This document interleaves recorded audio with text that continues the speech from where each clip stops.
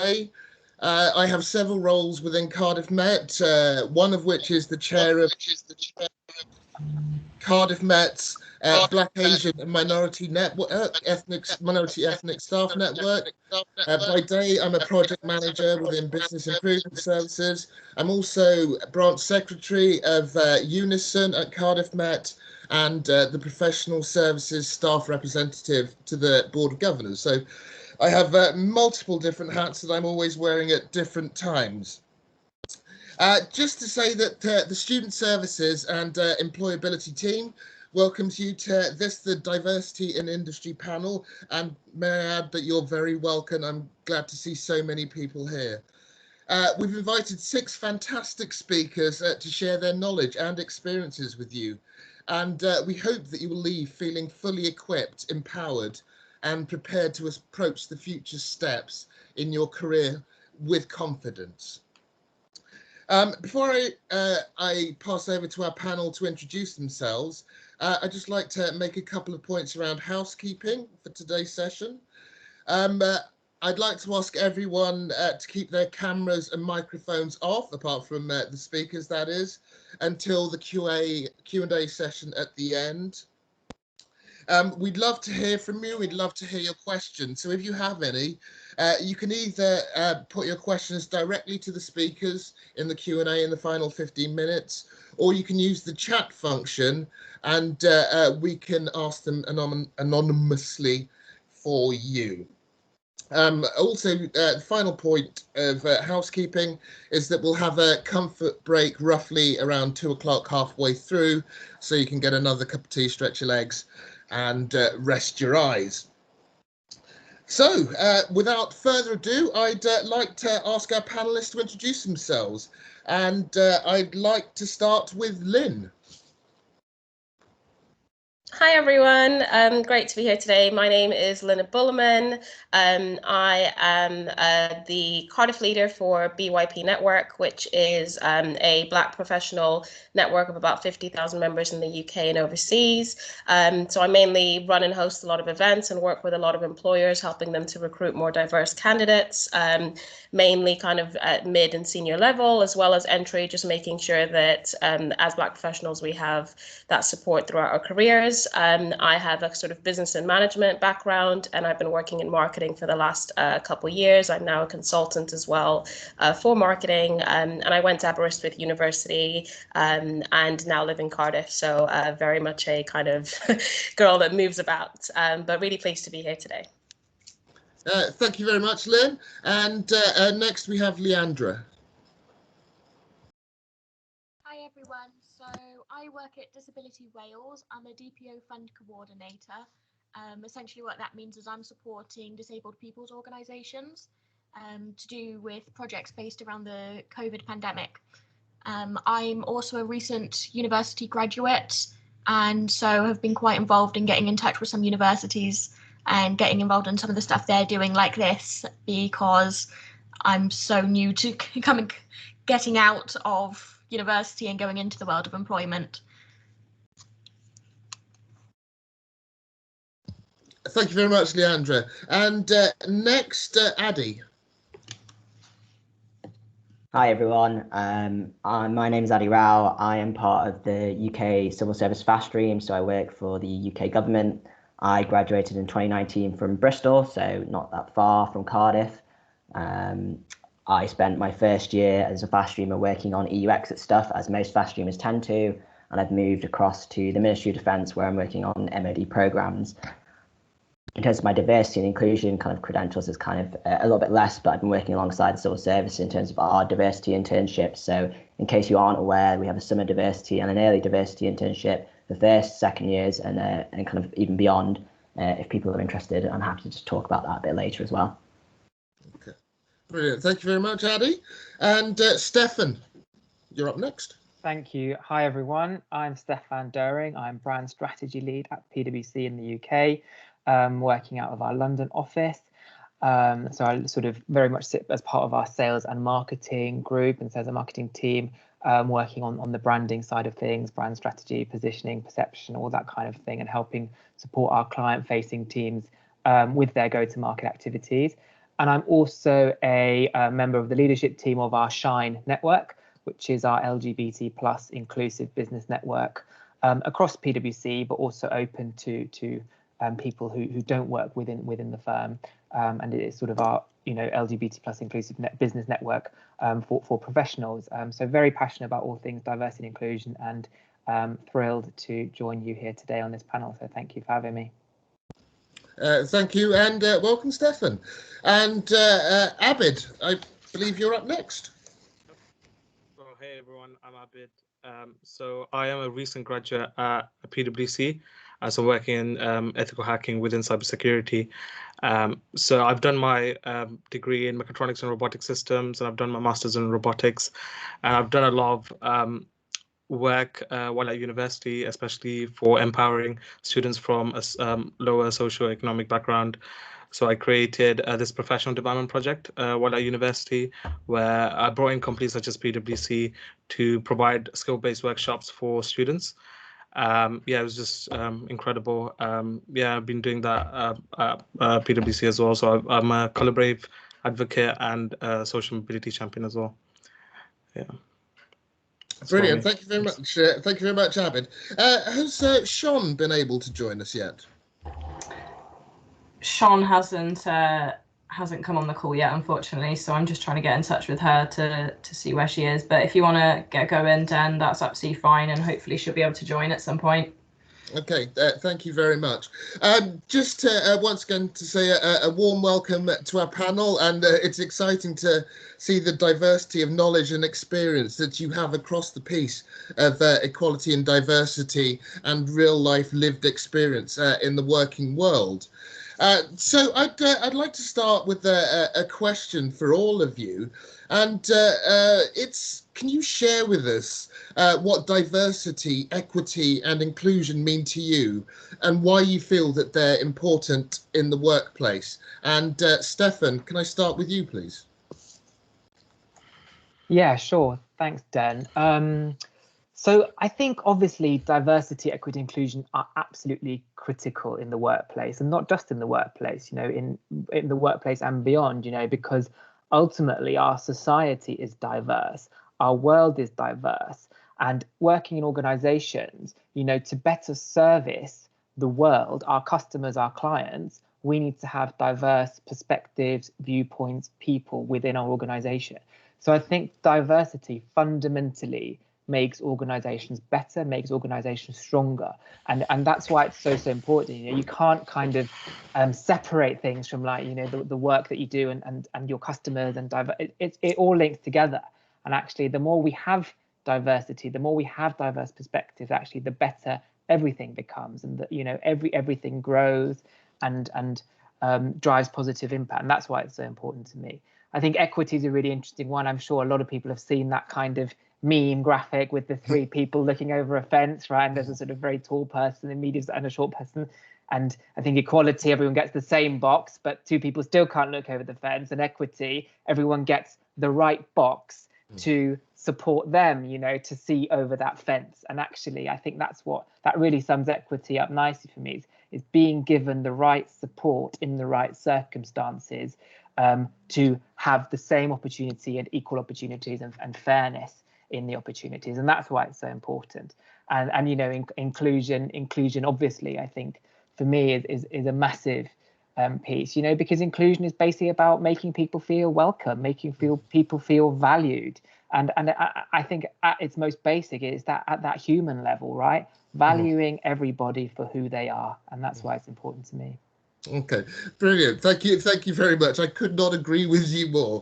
Everybody should feel valued. Everybody has the right to feel valued, and inclusion is central to that.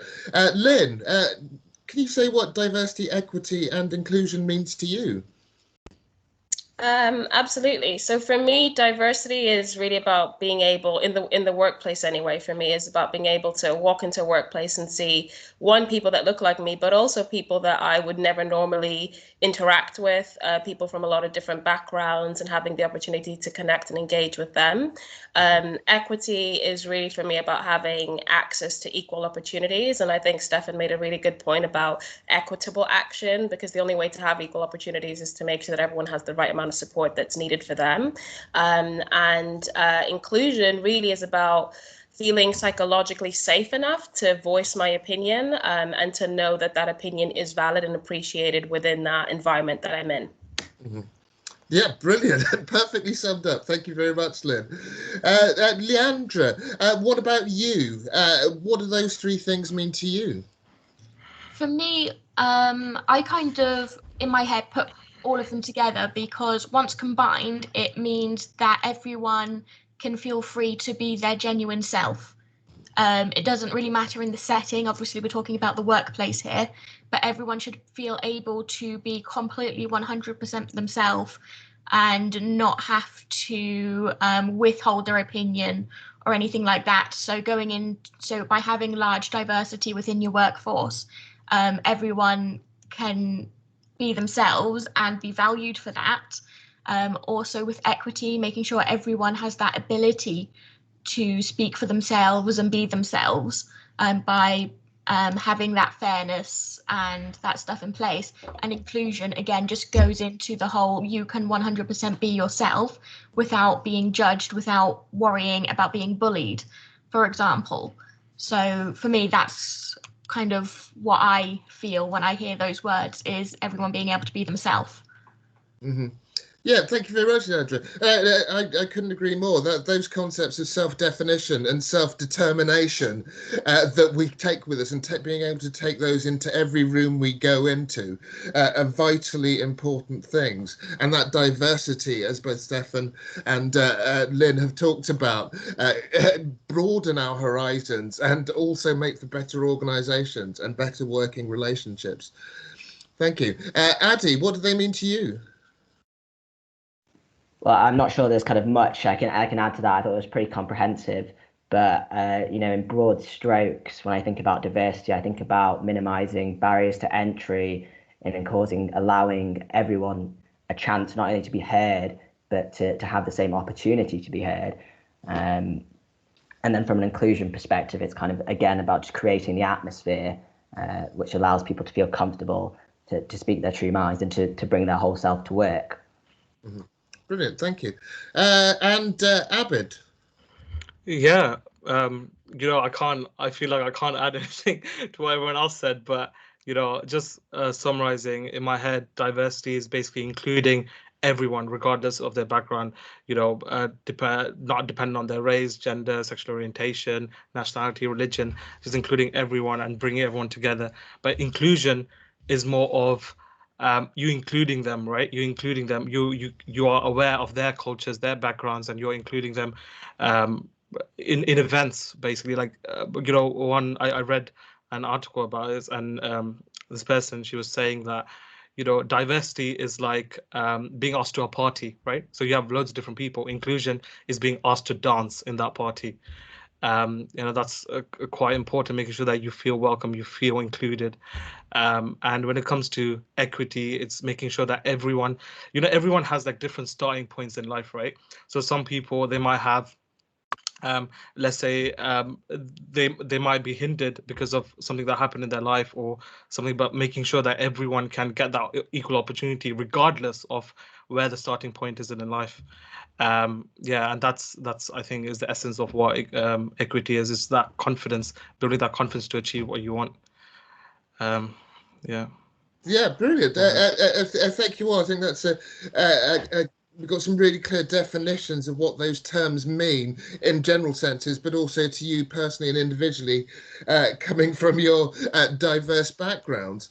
I was just thinking, though, that diversity, equity and inclusion, are they part of a continuum? And how far do you think we are along that road, both in terms of society and also the working world? That's a general question for all of you. So I guess back in the day, this was not in the forefront of people's minds, but now it's getting better and better. Like especially at PwC, we've got around 50% gender, workplace.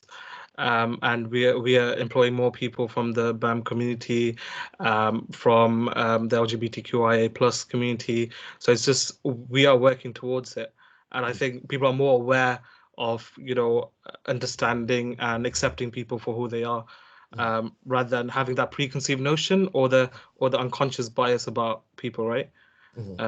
Yeah, I think it's improving over time, right? Okay. So, okay. Anyone else? Sorry, I'd like to say something. I think I agree that there are definitely strides being made every single day in the general workplace. Things are becoming more inclusive. Lots of organisations are making pledges regarding equality. So like gender equality was just mentioned, but there's still a very long way to go in some things. Currently, there is still a 34% disability employment gap. And I think that really shows how far we still have to go, but it also shows how far we've come, because it used to be quite a bit worse than that.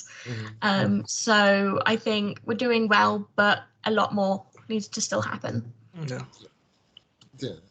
I think there's a point to be made about the way that companies in particular market themselves as diverse, and the way that they build it into their business plans. It's seen as kind of an economic gain, is good for the business because it's good for the customers and yada yada yada. There's a question about whether it should go deeper than that. When it's good for the business, good for the customer, is actually the right thing to do. That's the point that I really think needs to be hit home, and it's something that's coming across in the civil service a little bit as well. But there's also the whole group diversity, reduced groupthink, and other issues such as that. I think the McKinsey report is the common one that gets wheeled out by most corporate firms, but that's just a thought more than an answer. Okay, brilliant. And do you think is the door? Are we pushing in an open door, or have we still got a door that we need to kick through? I think it's a good question, Dan, and I think actually, interestingly, it's very quickly how things can go backwards. Very interesting how easily things can go backwards, right? I think I've read some things recently, actually, in terms of gender pay gap. The pandemic has really affected, working women a lot more disproportionately. The BME communities as well have been more affected by these things. So I think the things that we've achieved, although we have achieved definitely progress in the past, it is fragile, right? I mean, in the USA, we have had the last 4 years, where LGBT rights have been rolled back, women's rights have been rolled back. I mean, so I think it's important to keep pushing at that door. And I think you're right that the door is open. People are willing to have those conversations. People are willing to listen and to hear and to change. And I think particularly that what I've seen in the past is that company leaders at the very, very highest level are starting to take things, diversity and inclusion very, very seriously.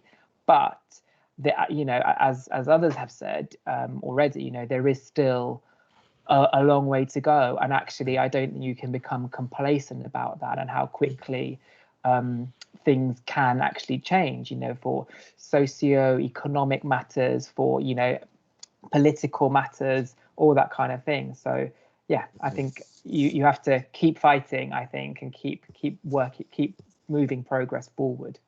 Yeah, without a doubt, we've got to continue ensuring that good people don't do nothing. Yeah. That good people do something. That good people stand up for what is right. Thank you very much for that. Lynn, I'd like to come to you now with the next question, and that's about self-advocacy at work. What does self-advocacy mean to you, and why should we know about it? Why is it important? Why is it something that our students should know about? Self-advocacy for me is really about learning how to stand up for yourself at all times, and having that confidence and ability to make your own decisions, and to really just kind of stand strong in what you know to be true. And it's interesting with self-advocacy because I feel like it correlates with a lot of other things around kind of confidence and self-awareness, but you can kind of almost break it down into sort of three areas, which is really being able to understand your own specific needs, which is where the self-awareness piece kind of comes into play, knowing what kind of helps feed into those needs, and then being able to communicate those needs to others. And I think it's really, really important because it's about understanding your own value, and making sure that that doesn't diminish over time, which technically is what tends to happen once we enter the working world. And all of a sudden we have so many different pressures in our lives, we tend to, slowly let that chip away. So I think it's really important for all of us to have a kind of high level of self-advocacy. And it's something that we see being taught, particularly with kind of children in schools, but it's something that I think we should be looking at kind of generally kind of along the board. And I think there has been some movement in that space. Mm-hmm. Yeah, thank you very much, Lynn. So, Leandra, do you have a voice in the workplace? Yes. So, I mean, I think Lynn summed it up really well, actually, just now. Self-advocacy is all about speaking up for yourself.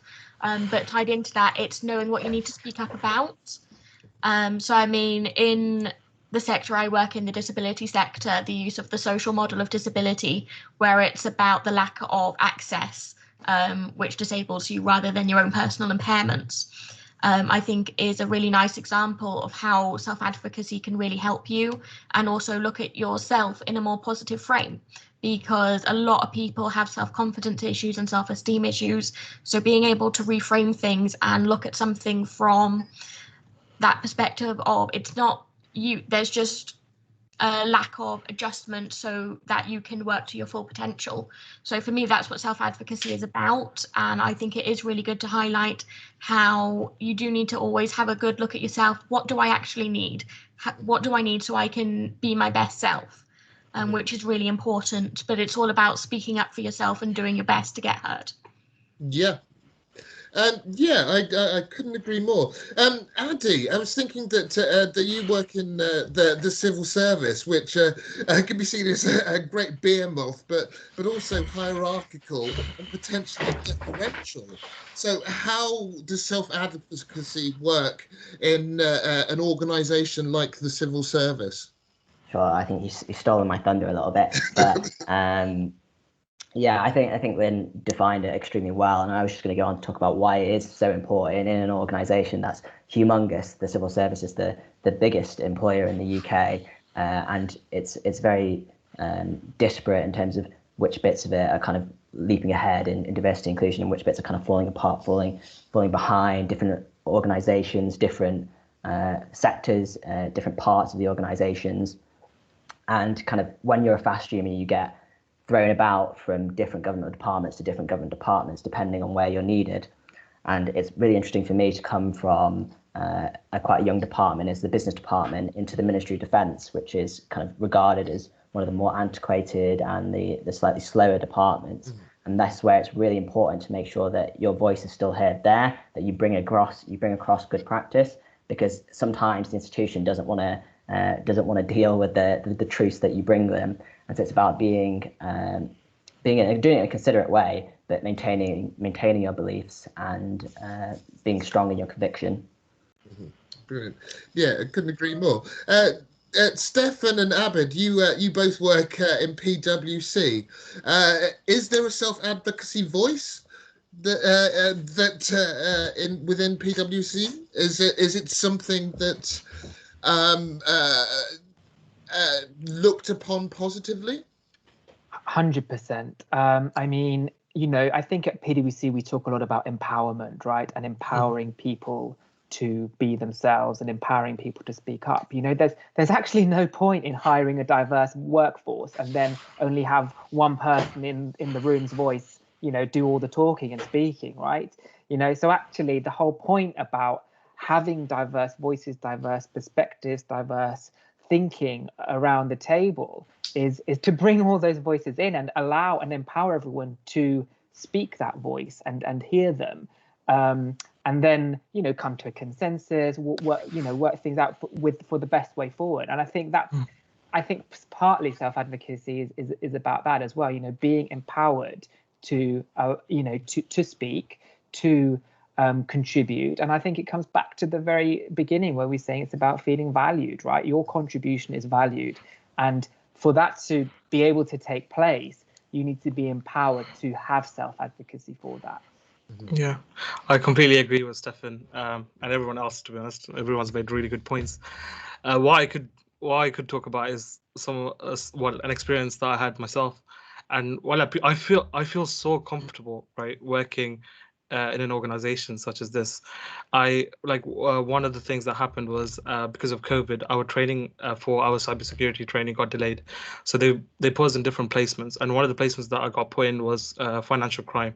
I did the job for about 3 months, and I was like, I'm not really interested in it. I don't really feel comfortable, and I feel like my skills and my abilities are not being used. So what I did was that I had the confidence, because that's what the company gives you. When I talked to the director, I said, you know what, these are skills and these are the abilities that I have, and is it possible for you to find me a project that that I can use my skills? And he was like, of course.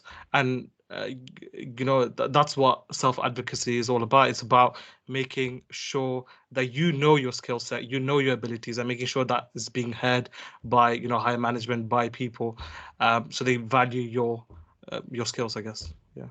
Yeah, I think that's really good to hear that these companies out there, and the emphasis they place on empowering individuals to have their say, to know their mind, and to stand up for what they believe in. That's extraordinary. I've worked for a long time. I think my first job was almost 40 years ago, and in that there were people who were seen and not heard, and people very clearly had delineated positions within that hierarchy, and you would see people would only speak to people at a certain level and would completely ignore anybody below them. So that evolution that's happened over my working life is an incredible thing to see. And I know, and we've talked about this before, about the journey. We haven't run the whole race.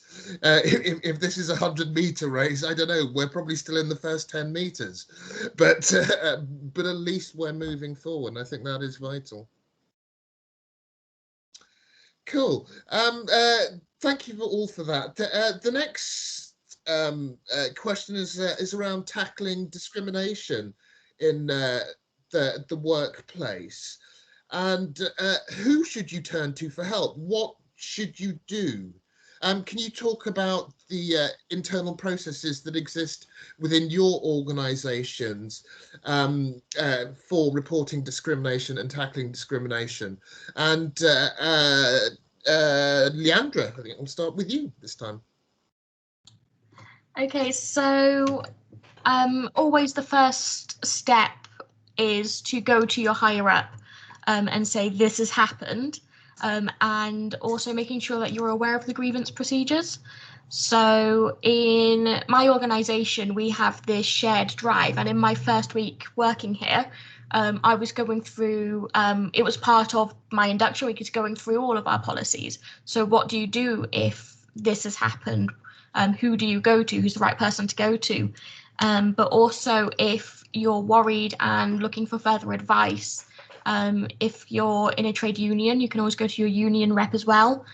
And especially if it's about discrimination and breaching the Equality Act, there's actually a helpline that you can access called the Equality Act Support Service, and they can give you advice if you feel like the Equality Act has been breached and you're not sure what the next step to do is. So always look kind of for advice, and there is quite a bit out there to get some support rather than just trying to deal with something that has hurt you or upset you deeply, because it is a real toll on your mental health otherwise. Yeah, so the message is you're not alone.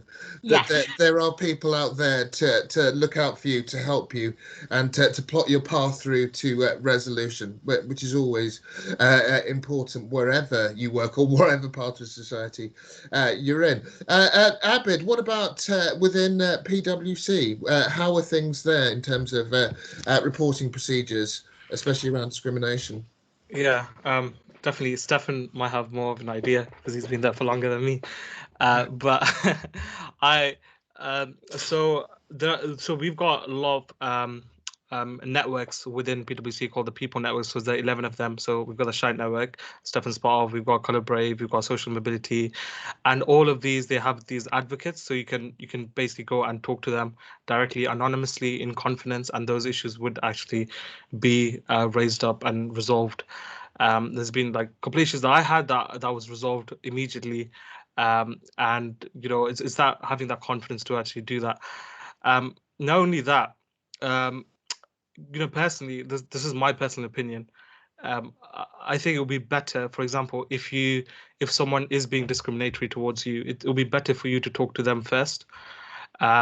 Because sometimes people have this unconscious bias, right? Because of their background or their upbringing, and they don't really know what they're saying, right? And it's so important that we go and have that conversation with them, and let them know what we felt and how we felt, and what we can do to work together to improve that behavior or that character that the person has.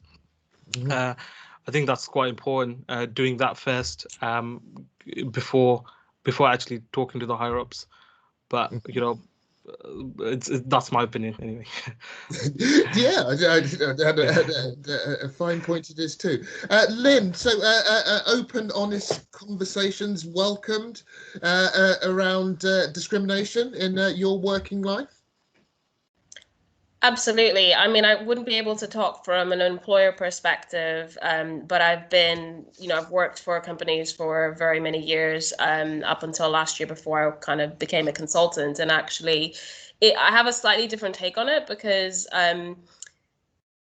working in the organizations I worked in, the policies will always go to the HR manager to talk to, any issues that you were having. And actually what I found was in the companies where I worked at the time, that was not the right way to do it, simply because, unfortunately for me, the HR managers that I did have just didn't have that understanding.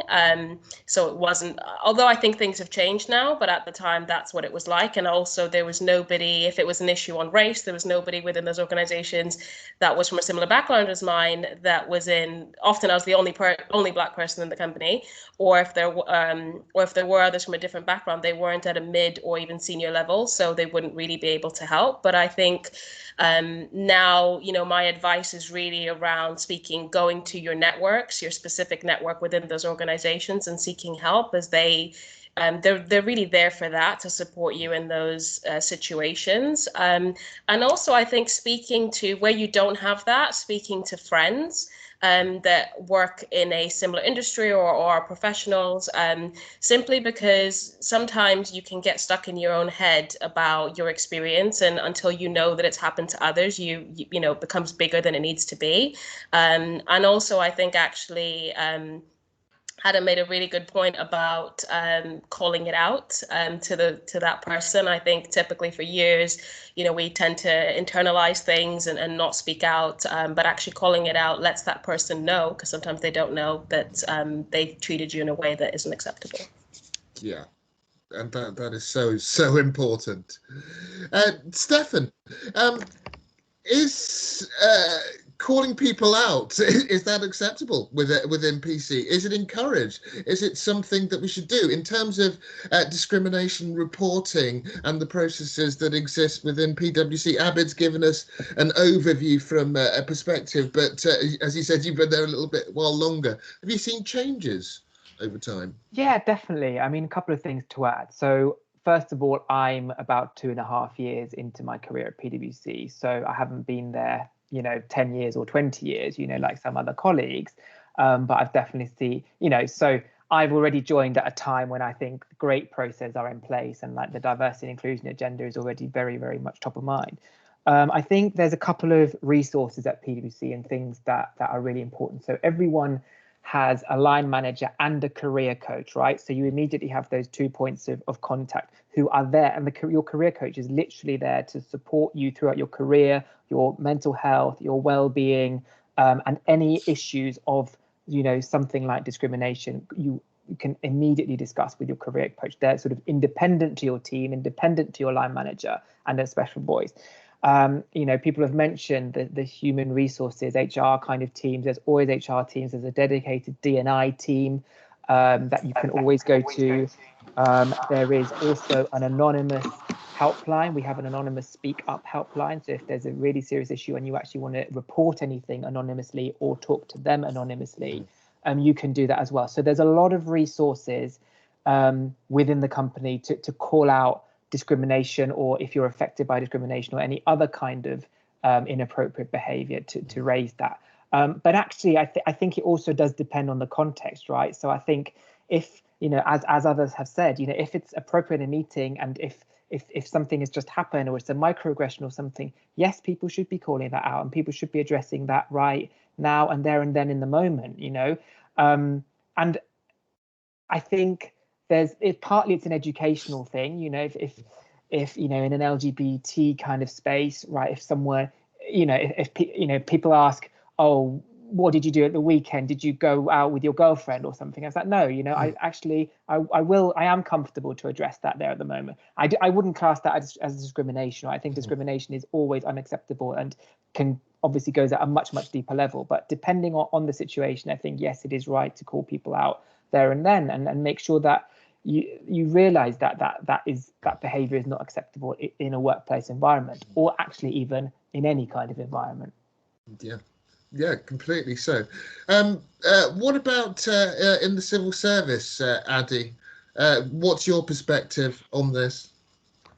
Yeah, I mean, I think it follows a lot from actually PwC's, which is quite promising, actually, I think, because private sector tends to be a little bit ahead of us sometimes.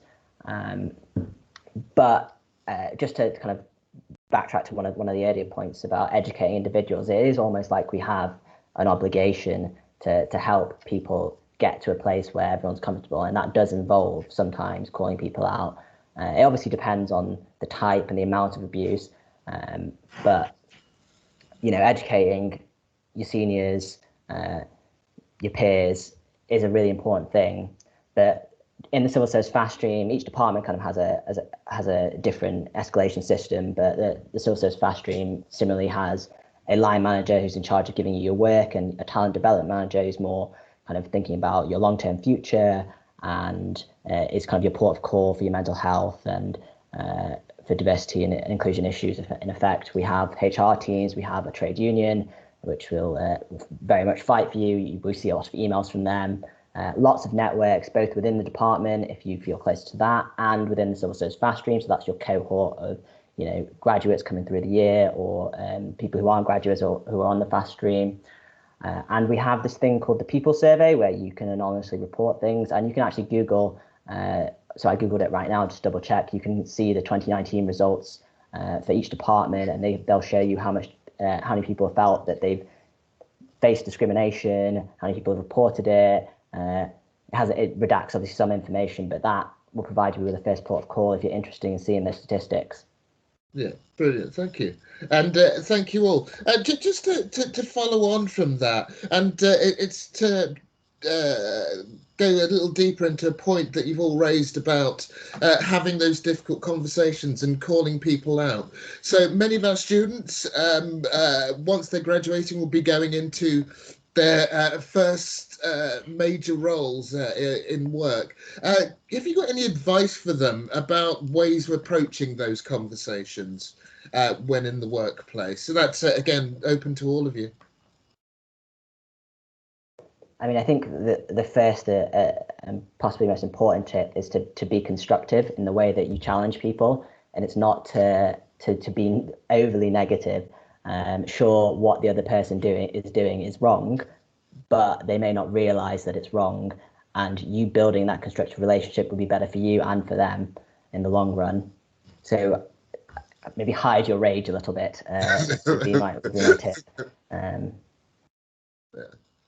I would add, I think, because we're talking about kind of calling people out and having this different conversations, but I think we're all kind of also talking about correction, because calling people out can have negative connotation. It's not like we're going to go publicly say this person said this thing to me and I felt this way, but it's about correcting where you can, because as we've all mentioned, often it's just about education. And in terms of, I guess, the way of going about that is, for me personally, I find it difficult to react in the moment often. only because I'm conscious that I'll probably say something that I don't mean or behave more aggressively than I might intend to. So I like to kind of take a minute, but then make sure that I go back and actually approach that person and say, we had this conversation, this was said to me, it wasn't appropriate, and this is why, or if it's a term that someone used that you didn't like, saying this is actually the appropriate term to use. And there are very many examples, I guess we could all share in the way of doing about it, but it's really just about having open conversation, and also trying to do it face to face, not over email, not through different channels, but trying to do that face to face in a casual setting will be far easier than kind of removing that element, because then things get misconstrued otherwise, and it can turn into a whole other fiasco. That's a place you may not want to go anywhere near. I fully take your point. Adding on to that, whenever you basically call someone out, right, there's always that defense mechanism that comes into people's head to be like, no, I didn't do that. What are you saying, right? And then they'll probably defend. And I think, my opinion again, I would basically put myself out of that position and then maybe talk to them directly afterwards, not in that situation. For example, in your meeting, right? In that situation, you don't go calling them out. Okay, maybe you can talk to them directly one-to-one afterwards and be like, this is how you made me feel. Let's have a conversation about that. And I always use this 3-tier approach when I'm giving advice or something, and I hopefully it might help people. And the first thing I always do is talk about their good qualities and be like, okay, you've done this amazing work, whatever. And the second thing you do is you talk about what people's flaws are, and then how we should improve and become better human beings, right? And then the third one is then you give them advice. Then you're slowly making them aware of what their behavior is, rather than directly telling them, oh, what you did is wrong, because people don't like people pointing out their mistakes, right? So we need to make sure that we do it softly. I guess that's my opinion anyway. I suppose ultimately we all have flaws, don't we? Exactly. A few of us like them pointed out, but they can potentially make us better people. Understanding the impact of our behaviour and impact of our behaviour and words on other people, I think, is a vital part of growth as an individual. Cool. Thank you again, all that. So, Addy, I'd like to come to you first with the next question. And this is really about authenticity and about being your authentic self. We have multiple different aspects to our personalities. The home us, the work us, the sporting us, the drinking us, the whatever it might be us, may be all very different. How important is it to speak your mind and be your authentic self within the working world?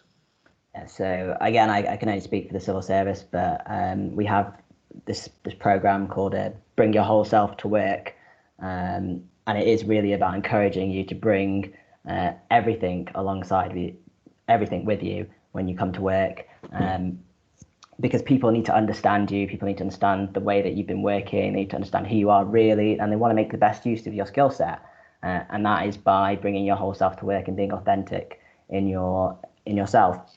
There is kind of a certain limit, and just in terms of being cautious, because you're actually working. So if you are a massive drinker, maybe don't bring some beer bottles in with you, but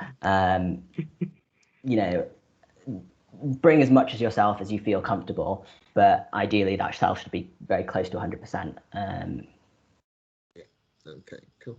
Leandra, how much of your authentic self do you bring to work? As much as possible. A term I've heard used a lot, actually, which I think is very valid in this particular conversation, is the word masking. So that's where, again, talking about not bringing your full self to work, you're hiding an aspect of your personality. You might be hiding the fact that you find certain things harder than other people. But what this does overall is it ends up with you not being fully supported as being yourself. Maybe people don't get to know you as well, so it's harder to make acquaintances and friends, but also it's just exhausting. Mm-hmm. and you're there, you're doing work, you're trying to make connections with people. You don't need to be exhausted from hiding yourself as well. And it's really important that you should be able to feel comfortable to just be yourself and not have to mask in front of people. And I say that not just in terms of the work setting, but in the educational, in the home, everything. So I'm in complete agreement. Bring as much of yourself to work as you can. I agree with don't bring the beer bottles with you. But yeah, that's my take on it. Okay. Lynn, I saw you nodding there. Is there any part of you that you don't bring, of your authentic self, that you don't bring to work? No, I do bring myself to work. I feel like I've had an interesting journey just because when I first entered the workplace, I definitely had a whole different personality that I would bring to work. And I think, growing up the way I always had a extreme pressure to excel. And I was told, particularly in the workplace, especially being a minority, you need to literally emulate perfection. You need to be very calculated in how you speak, how you dress, how you show up. And it just meant that I wasn't letting the real me in.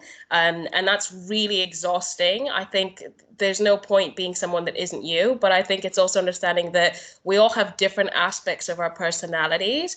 So it's actually okay that maybe at work you're slightly more focused and, outside of work you're a lot more relaxed, but being able to bring that relaxed setting into work when it's right. And understanding that and just being you, I think, is kind of the key point here. I feel like I had to unlearn a lot of those behaviors, and I had to know that actually I'm not going to get fired for bringing the jokes that I normally talk about, or the food that I normally eat, or just behaving how I would normally behave with others. And I think it's a lot more okay to do that now, but it's really interesting. It's just Leandra made a really good point about it being exhausting, and that's literally the only way to explain it is especially when you think about when we were talking earlier about discrimination and microaggressions and things like that, when you're not yourself and you're bringing a whole other person and kind of you have to feed so much energy into maintaining that persona. So really just being you is the best way to be, within reason. always with a degree of moderation. Yeah, keeping it appropriate and professional, but still being creative and fun and expressive in the way that you normally would be. All of which bring huge benefits to every organisation that we're in, without a shadow of a doubt. It is those individual aspects of our personalities that bring that richness, that bring that colour to any organisation, that give it its own individual stamp. So Abid, what is the stamp that you bring to PwC? Well, you know what? Everyone's made incredible points, honestly. But I would say I'm a person who just basically speaks up. Like when I hear something, when someone's saying something to me, I'll tell them straight up. I'm blunt like that. And if a company, in my opinion, if a company does not value you for your authentic self, then you don't deserve to work in that company, right? 100%. That company does not deserve you. Because if a company values their employees, they would be okay with you being your authentic self and will be okay with listening to all the concerns that you have and trying to rectify anything that you present to them, right? Yeah, that's my opinion. Okay. And Stefan, in terms of your authentic self that you bring to work, are you comfortable in being you in every situation within the working environment? Yeah, I mean, it's such a big question, right? And I think it's so, I totally echo what everyone else has said. And I think some really, really great points have been made. I remember when I was hired at PwC, that the partner who hired me, he said to me, when I joined, don't change who you are. We hired you for you. So, I think there's sometimes a perception that, with places like a PwC or big corporates, that you become institutionalized and there's this sort of idea of a cultural fit. And I think that is actually the opposite of what diversity and inclusion is about, right? It's not about having a cultural fit or being the same. It's about all being different and being valued for that difference. So I think it's absolutely essential to bring your authentic self to work. I think definitely that is a professional self, right? We're all, everyone is different if they're out with their mates on a night out to if they're in the office environment on a Monday morning. But it's really important not to censor parts of your identity, and as Leandra said, masking, not to hide parts of your identity, because if you're spending 20, 30, 40% of your energy hiding parts of who you are, that means you're actually not, bringing all that energy that you could be bringing onto work. And, I think it's also a question about different traits of your identity, right? So particularly in an LGBTQ space, right, people can hide that part of their identity, which, from an ethnicity perspective, you can't do in the same way, right? So, was I always out at work? No, right? When I first started my career after uni, 21, 22 years old, I wasn't out straight away because I didn't feel I could be. I thought I would be judged for that. I thought that people wouldn't respect me because I'm gay, or whatever it might be. And I think particularly in an LGBTQ space, right? Like, there's this notion of having to come out at work all the time. You don't just come out once. Every time you start a new job, you're like, do I censor this part of my identity or do you not?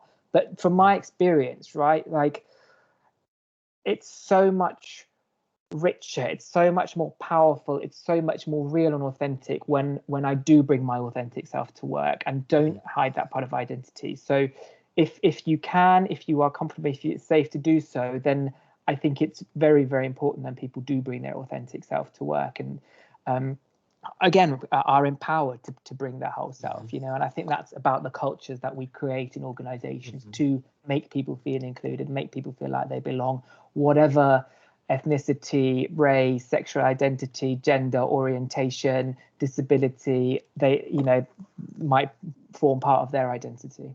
Yeah, completely. Culture always trumps policy, and which is a truly wonderful wonderful thing. And just there was an important point, an interesting point you made there, Stefan, about the fact about having to come out and re-come out at work, and we have differences. I think there is more unites us than separates us. But I'm just interested in the concept of intersectionality here, and how that plays out in your working environments. Yeah, I mean, I think intersectionality is a very, very interesting area, right? And how different identities overlap, right? And I think going back to what Abid said earlier, I think actually that's something where our people networks really play a big role at PwC. So we have an LGBT plus network, but that is not just open to LGBT plus people, right? That is open to anyone and everyone who wants to be an ally to the community, learn more about the community, be part of that. There's a Colour Brave network, which is for Black and minority ethnic people as well, right? But actually it's had so much people who are perhaps from a white background join those kind of networks where identities intersect and overlap, just because the more diverse voices we bring in, the more we can educate people, I think the better. And I think intersectionality is really, really interesting because there are so many different layers to people's identities. They're not just one thing. And again, it comes back to that authenticity point, right? The more of those layers of that onion really you can unravel, the more real it feels. And actually, ultimately, the better work you will do, the better work you will represent for your customers, your clients, your people, and society as a whole. Yeah, completely. What about the other members of the panel? Where do you see that within the working world? So those ideas about the multiple layers that we bring, and authenticity, and our ability to bring all of those to the work we do. I'm in complete agreement with what Stefan was just saying, because it is looking at people as a whole. Because personally, I fit into a lot of different brackets. So instead of having to try and kind of change hats all the time, well, I'm looking at it from this perspective right now, and now I'll change hat and look at it from this perspective. It's a lot easier if you're there being your whole authentic self, not just I'm going to look at this element of myself and my experiences right now. As Stefan was saying about peeling back the onion, it's still a full onion, but you can see it all. Rather than just a layer at a time, if that makes sense. Bring the whole onion to work. That's the strapline that we'll take away with us. Okay, that's absolutely brilliant. I think we've probably come to a natural break now.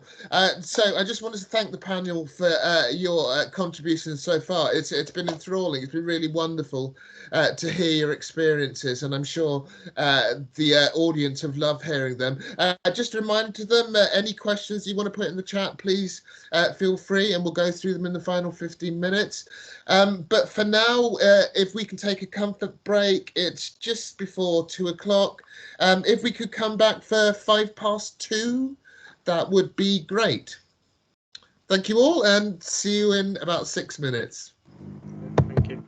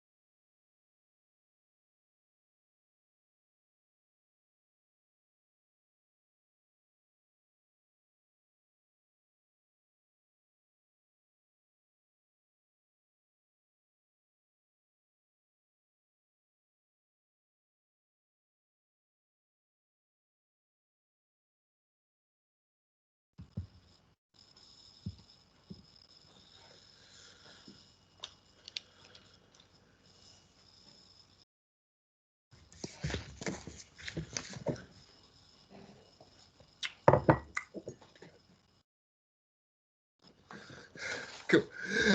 Welcome back, everybody. I hope you're suitably refreshed and leg stretched and ready to go for the second part of our discussion.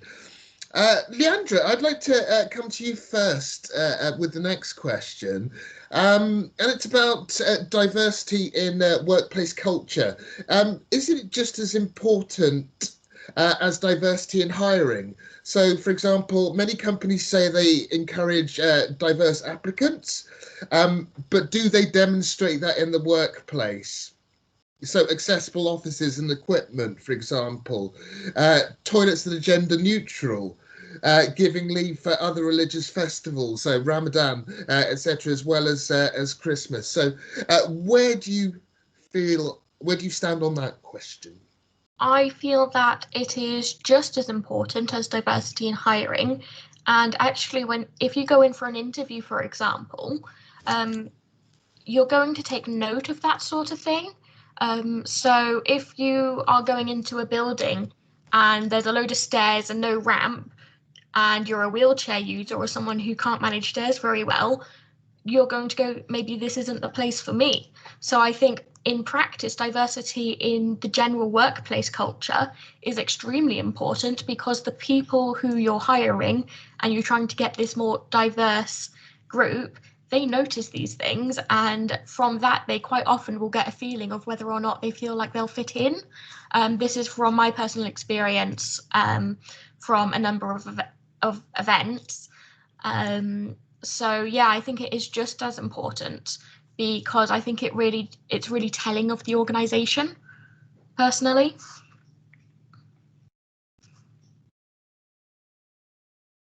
Sorry, it speaks to, I'll mute again. It speaks to who they are and what they believe in and what sort of employer that they will be, and your likely ongoing relationship with them.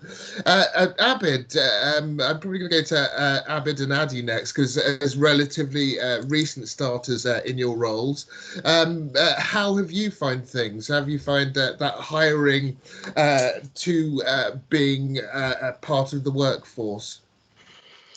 Yeah, quite an interesting question, to be honest. But for me, is Don gone? I'm still here. Oh yeah. Okay. Yeah, so for me, both are equally important. Workplace culture and diversity in hiring, same as Leandra. It's the same concept with diversity and inclusion, right? So you have diverse, a group of people, but you're not including them in, they don't feel included. Then what's the point in having that diverse group of people, right? Yeah, it's the same with the concept of, I said, you invite people to a party, but you invite them to dance as well, right? Together, do it together. And when you show these, I guess, like, we accept your, we understand your, I guess, your festivals or your culture, and we want to do things together. It gives that more kind of like open-mindedness. To do what you want. Like, for example, at PwC, so I'm a Muslim, and I joined, and I was like, okay, in my entire graduate cohort, I'm the only person there, and I was like, I was feeling a bit, where can I go? Like, I pray 5 times a day. Like, well, how do I go about doing that? But then there was actually a Muslim network that I can, tap into. They gave me the timings, and they gave me they said, in the office there's like a prayer room that you can go to and stuff like that. I felt really included. I felt that, I can be my most authentic self. Yeah, it's pretty good. Excellent, thank you. Adi? Yes, so this is something that's really important to government, because we're the standard bearers when it comes to the Equality Act, making sure that everyone has the right equipment, has the right access. I haven't seen all the government buildings because there's a lot of them, but most of them have kind of all the traditional things that you would need for different people with different disabilities, for example. But I thought I'd kind of focus more on the stuff that I've seen come out throughout the COVID-19 pandemic. So the civil service, depending on each department, provided me with a pot of money to make sure that you have all the stuff that you needed at home. So they bought me a desk, they bought me a monitor, they bought me a keyboard, they bought me a chair. I suppose it's something that's slightly more minor than but making sure that health and safety equipment is in place is really, really important. In terms of hiring practices, we have this thing called a disability confidence scheme. So you'll get kind of skipped through all the way to interviews if you meet a certain criteria and you have the right qualifications. We also have, blind hiring. So no one looks at your CV or your where you came from or your education or anything like that, unless you kind of specifically mention it in your form as well. We have kind of some specific routes into government as well. So there's the early diversity internship and the summer diversity internship, which is open to BAME and those who identify as having a disability, which will give you a bit of a skip into the fast stream, which is regarded as the grad scheme program. So there's all kind of stuff there that helps people feel more comfortable, but it is incredibly important. And I think Abid mentioned as well, the networks are huge because civil service is huge. You'll necessarily find someone who's had the same problem and it will get escalated very quickly. Yeah. Yeah, you're right. There is very little that's new that hasn't been seen, so there will be somebody out there who knows. Yeah. Lynn, what about for Black young professionals who you work very closely with, going into the working world, both in terms of the process of hiring, but also in terms of the environment that they come into when working? What have you found there? Yeah, we find, for us, we know that workplace culture is just as important. I think a lot of the organizations focus on the hiring, and what we tend to see is you have organizations that historically have a very kind of diverse hiring process and they're able to get diverse candidates in. But then when you look at the retention or the turnover, at those companies, you really see actually whether the workplace culture aligns with that, because you can have a great kind of amount of people coming in, but actually if they're going out the door on average within 6 months to a year, that tells you that there's a problem. And for most candidates, kind of going in with workplace culture, the first things that they'll look at is representation and facilities. Those are the first kind of things that will come to mind. You're looking at the hiring panel that are, speaking to you and thinking, actually, is this a diverse hiring panel? And when you're walking through and you're looking at the floors, actually, are you seeing different groups and different individuals kind of in those spaces? And then, the thing with workplace culture is there's so much that feeds into that. For a lot of people, it's that flexible working policy. It's having a gender neutral toilet or a toilet where male fathers can go into, with their kids if they need to. So I think it kind of all kind of tends to play. And we do a lot of work with organizations that are hiring, and we try to encourage them to, because they can create employer profiles and things like that. And we try to encourage them to share as much about their culture as possible, because we know candidates now care so much about diversity. They care so much about understanding especially flexibility right now is one of the biggest things, but also, how diverse their culture is and what support they give for progression and personal development. So yes, very, very key for us and something we look at. And also, similar with myself, we closely look at companies to try and make sure they're aligned and not just, putting up the diversity flag right now to try and get candidates in. It's important to do that. But if the culture doesn't match that, then it's not going to work. And we wouldn't want to be responsible for putting people into an unhealthy environment. In your experience, Lynn, does the workplace culture equate to the hiring rhetoric that you're hearing and seeing, or is there that disparity that exists? I think there is. It's interesting because I've worked in the sort of employee engagement / HR industry for, several years. And actually before diversity was the hot topic, it was employee engagement and culture. So I feel like a lot there has been a lot of work in terms of culture, but then what's happened is we focus too much on the culture fit when it then comes to hiring, which is where actually companies have kind of gone wrong with it, because they're like, right, we've done so much work on our culture, we've got a great culture fit, but actually if the workforce hasn't been diverse, then when they're looking for somebody that is a culture fit, technically somebody that isn't from a diverse background wouldn't always fit into that. So I feel like there is still a disparity, and there is still a lot of work to be done. Right now, the focus is on hiring. You know, we're sort of inundated with the amount of people that want to promote jobs. There's so many jobs being available, but on the good side, we're seeing that process almost diversifying and changing, because now, which is what I love personally, is, you know, so many companies are now going, you know what, you don't need to upload your CV onto our careers website and then also fill out every single job that you've ever had. On top of that, they're going, actually, you can just email us your CV. They're also providing contacts. You can actually email a hiring manager, you know, before even applying. And so many more hiring managers are very open to having conversations on LinkedIn, which, although was available before, I don't think it was available on this scale. So I think that's been really helpful. And I think that hiring process is changing. And I'm getting a lot of organizations talking to me about diversifying their hiring panel, their recruiting panels, and just making sure that they're looking at things holistically in a different way. Yeah, completely. It is vital that those people are recruiting, that those companies do look like those people who are applying for it, to whatever degree that might be. So Stefan, was the workplace culture what you expected, having gone through the application process? Yeah, I mean, definitely. And I think there's so much more access to information nowadays than there used to be. And, you know, actually that transparency is a lot sort of clearer these days, right? Sort of in the past, you might not really have known what a culture is like, but now you see people's stories on social media, on LinkedIn, you know, there's a real focus on that. But for me, fundamentally, what it comes down to is actually care. You know, that PwC cares about me as an individual. And PwC does care about its people. And I think that's one of the most amazing things, really, right? So whatever adjustments you need, whatever kind of bespoke support or training or help or whatever it might be, PwC will really make absolute best endeavors to make that happen, right?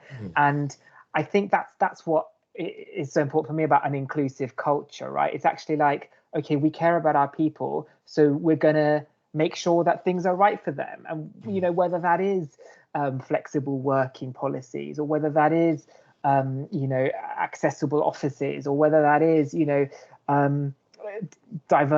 people networks, or whatever it might be. It's about doing the right thing by your employees. And, you know, I think you said it really nicely, Dan, earlier, like, there's something like culture eats process for breakfast, right? You know, the famous quote. And actually that culture is about care and caring about your people, your staff.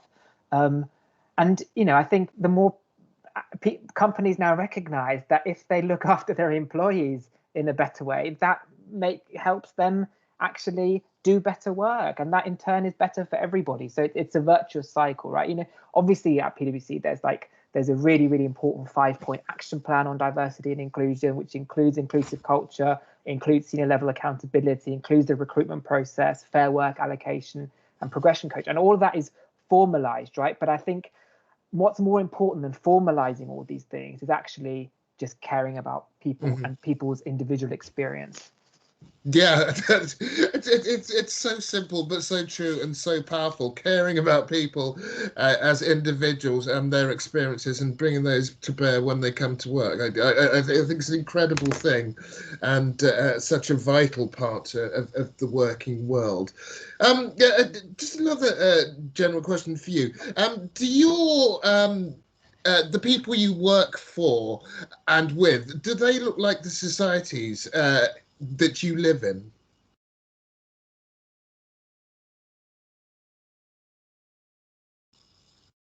Shall I go first on that one? Yeah, sure. Okay, yeah.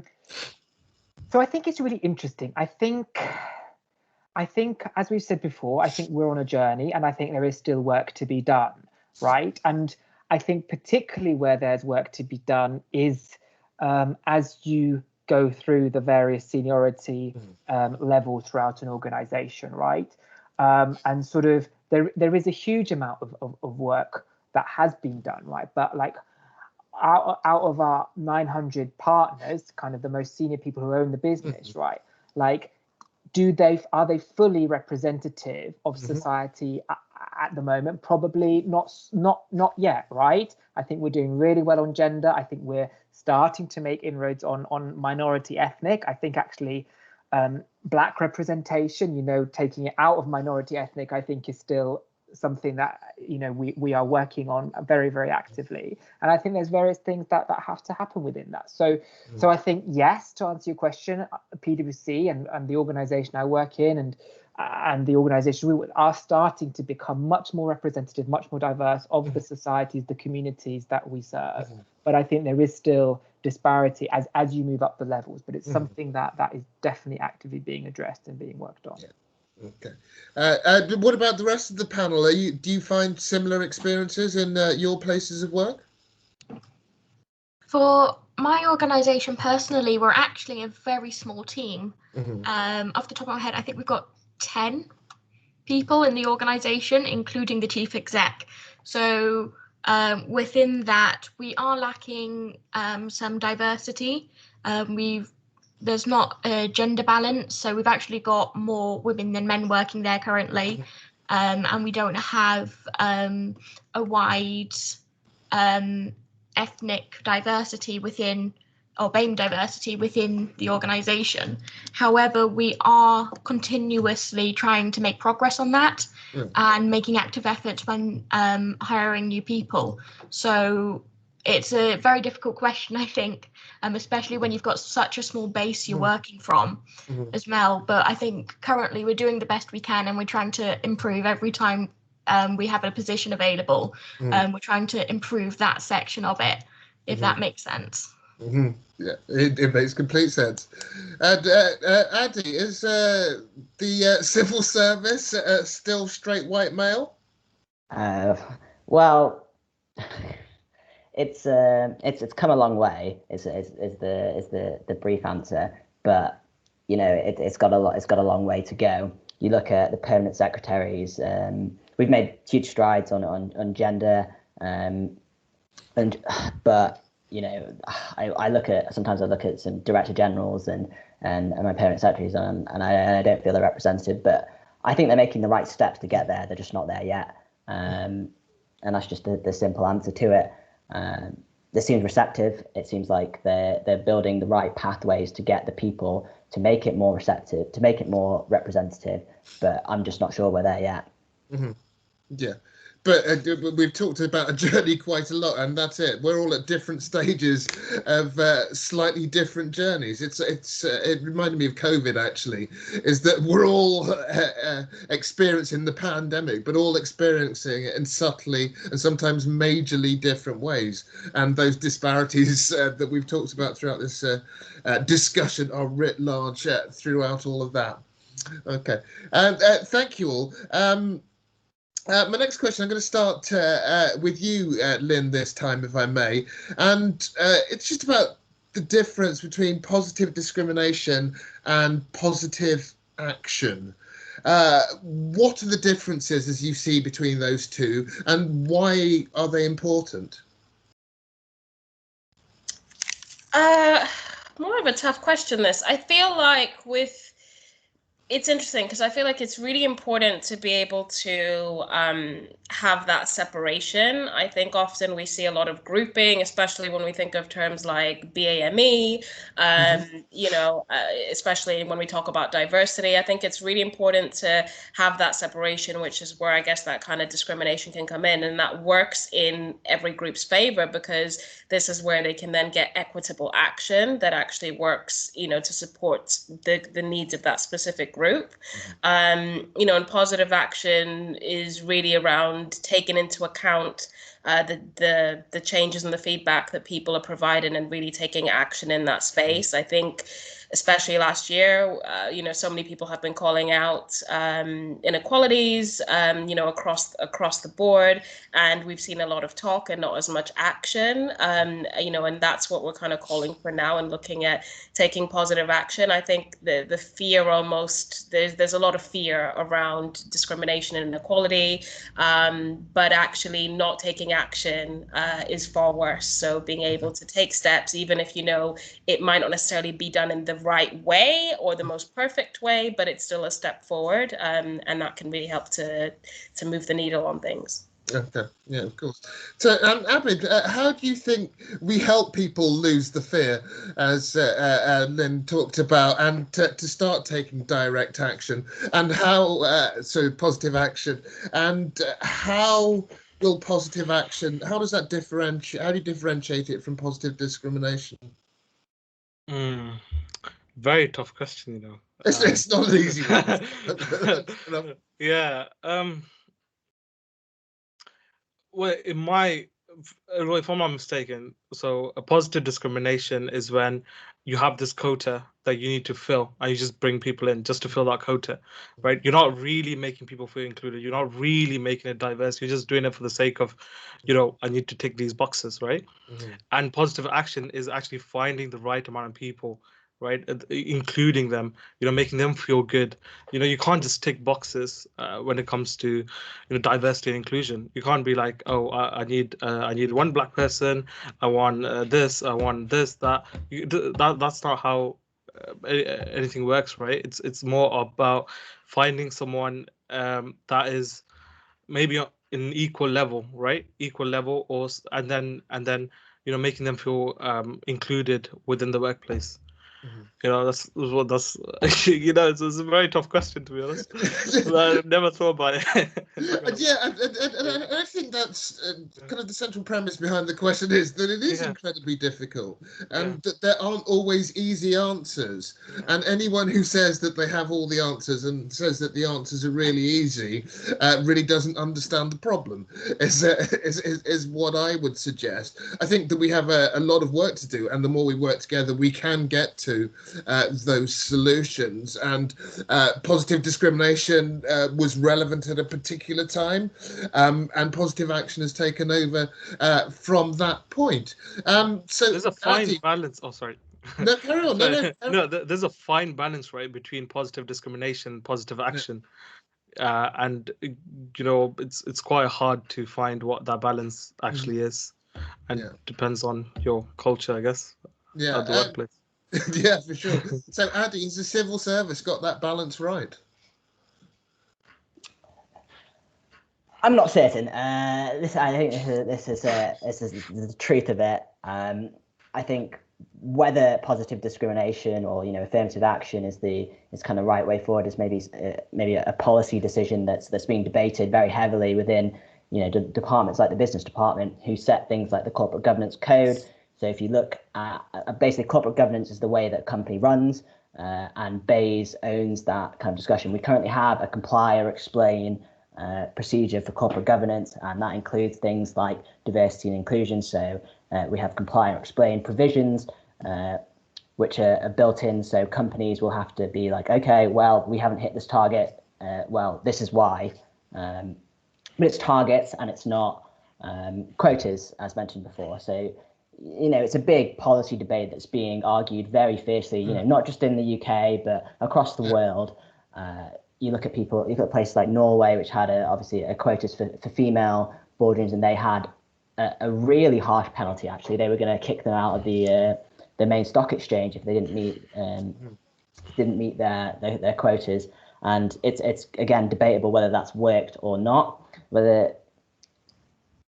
So, I mean, if you want my personal slant, I think that positive action is the right way forward, and I think that we've kind of hit that. We're getting there in terms of the things that we're doing. So I mentioned the stuff like the disability confidence scheme and really putting it out there and having targets for higher representation in our seniors. If you think positive discrimination is the right way forward and affirmative action, then probably not.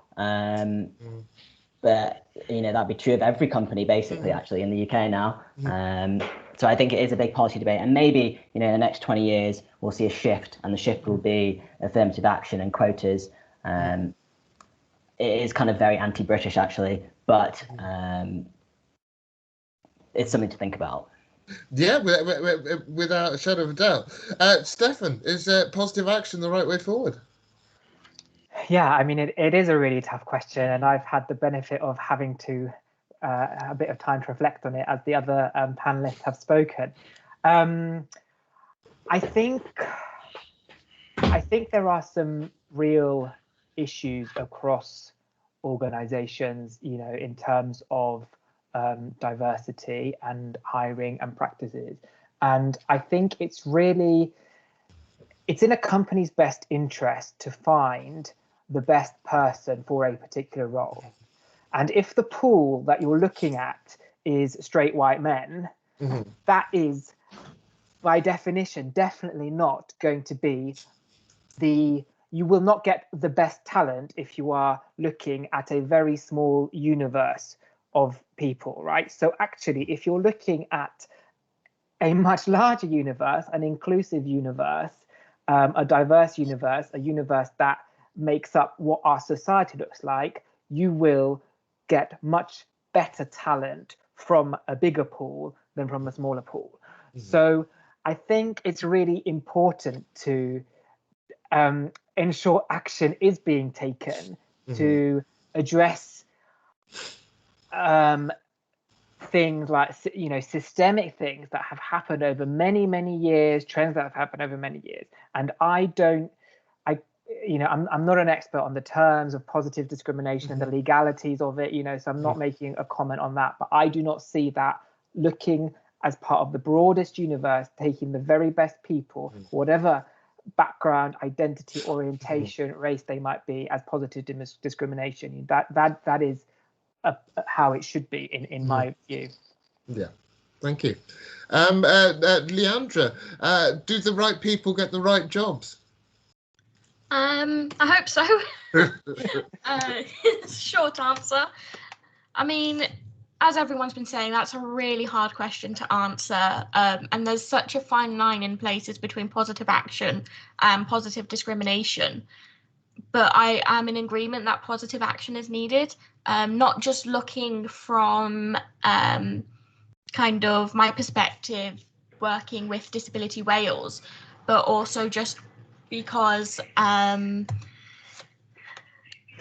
sorry, 1 second. Sorry, I just had someone walk in the house, so I got a bit distracted. No problem. But so essentially, for me, positive action is really important to improve the diversity of a workforce, and is really valuable, and it does lead to a more inclusive and positive atmosphere. And I think looking, as Stefan was saying, about having that really wide pool of people to draw from, because if you only have a group of straight white men who have applied, then you're not going to get that breadth of experience that you'd have otherwise. So that's kind of my take on it. Yeah. Completely. This has been a fantastic discussion, but alas, time is moving forward on us, so I have to move you on to the next question. And what I'd like to ask about now is about diversity training.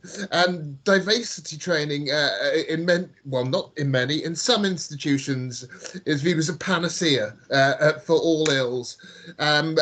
Is it a box that some organisations tick that we've talked about before? So I'm interested to know if you think that diversity training is the way forward, or if there are other things that we can do that may be more beneficial, or we could do alongside it. And Stefan, I'd like to come to you first. Yeah, sure. I mean, I think it goes back to a lot of the themes that we've already touched upon, right? I think for me, culture is everything, right? Creating that culture for where people feel empowered to be themselves and be who they are and belong. I think if part of that culture is getting to a baseline of education and understanding of which diversity training can play a part, then I think that's absolutely a good thing, right? I mean, for example, at PwC, we've just introduced mandatory unconscious bias training for everybody, right? Because unconscious bias is an issue. It's a thing that happens. So actually, why don't we address that head on and you know, take positive action, make sure that we can make change and create the change that we want to see. So I think it's absolutely important thing. And, you know, I think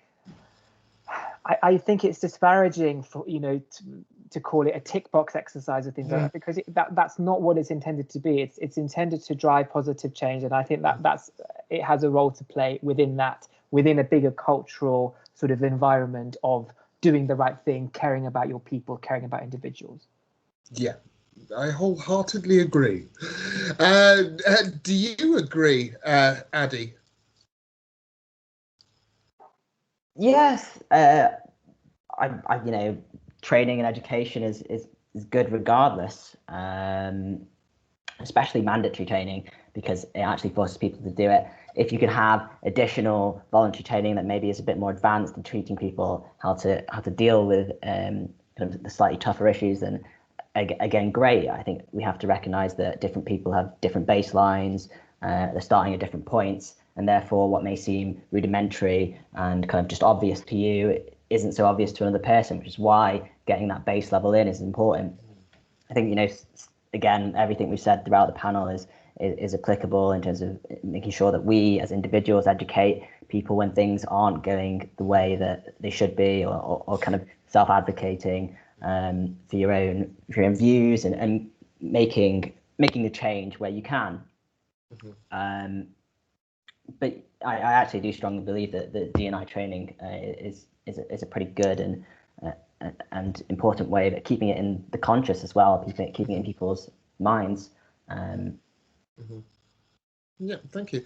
Lynn, is there anything else that you think we could and should be doing alongside diversity training?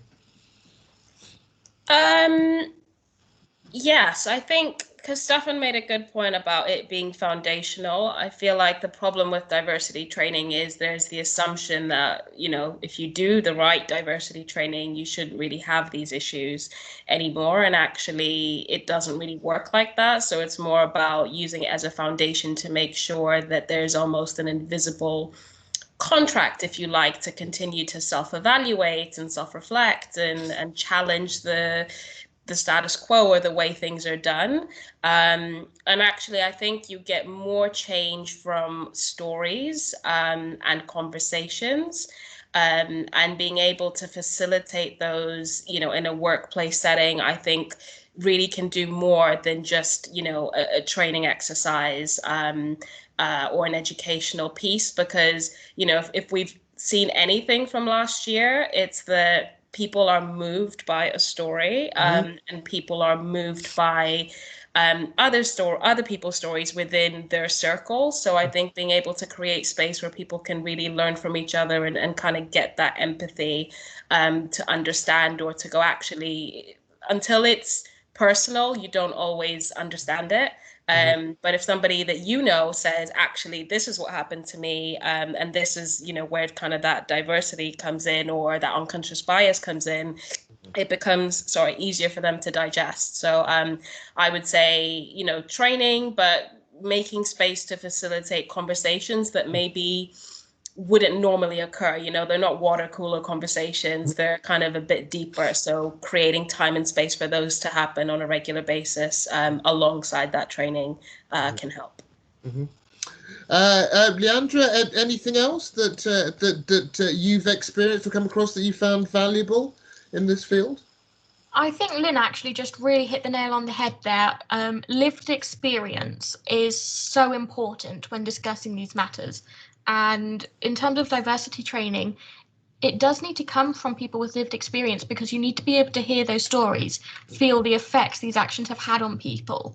When I've gone to training events and it's been someone with lived experience of what they're talking about, it has been so much more powerful. I've connected so much more to the topic they're discussing about.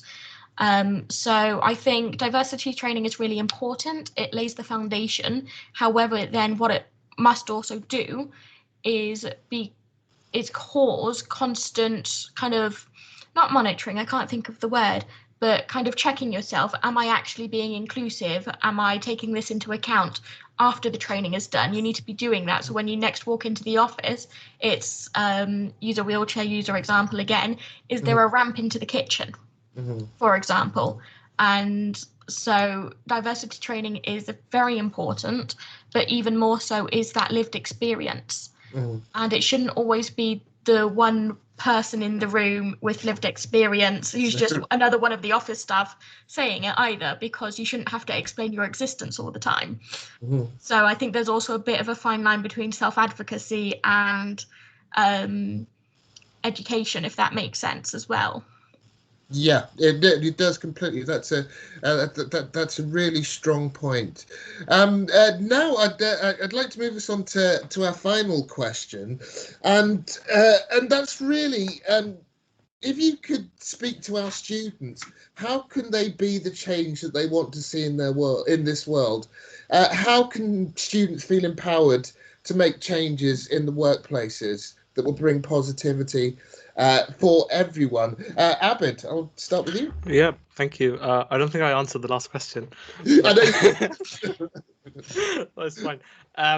Yeah, so I'm a strong believer in the saying that if you can just teach one person, that person will be able to have a massive effect. So it's like that exponential effect. You just need to let one person know, and that person can educate other people, and then an entire community or an entire country might be able to see the point of view.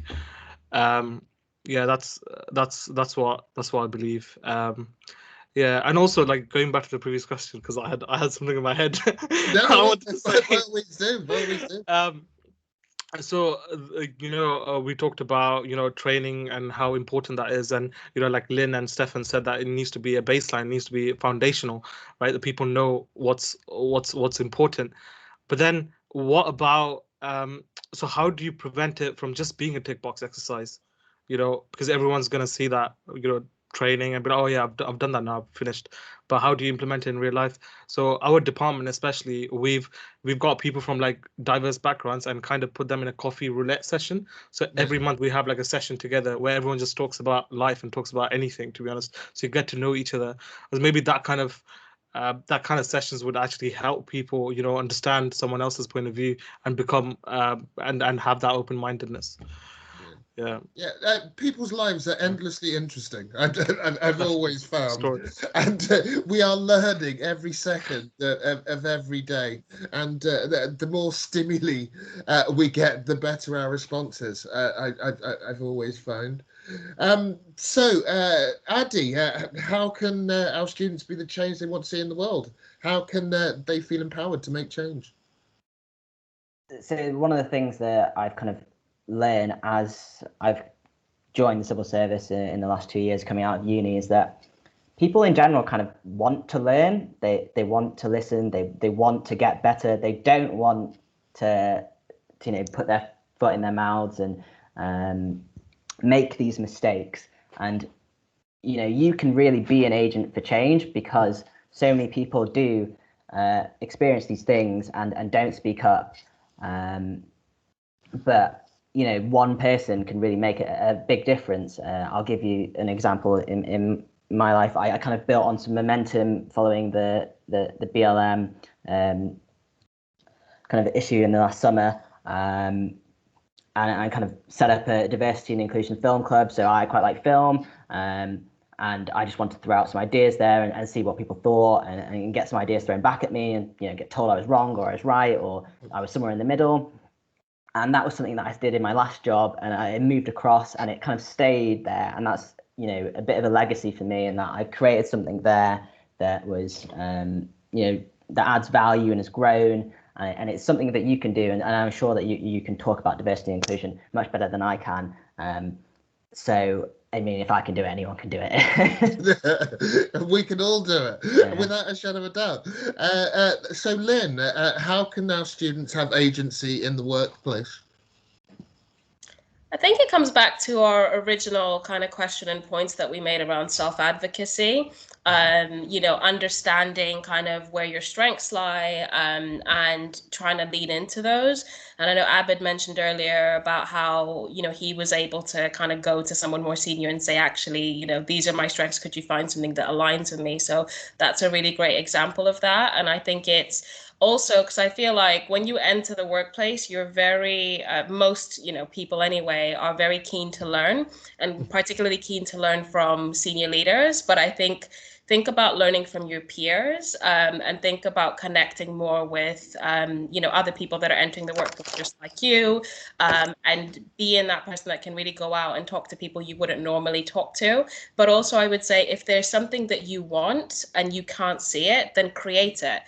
Just like Addy did with the film club. If there's a network that you want to create within your organization and you don't see it, or maybe you want to partner with a charity, or you want to do some really meaningful work and involve the organization, then don't be afraid to take that step and take charge. And also, the other thing I'd want to add is to, to build your networks. I'm a big networker. I love networking. Like, that is probably one of the things I miss a lot about kind of COVID, but I've been able to do it digitally on Zoom, just chatting to people.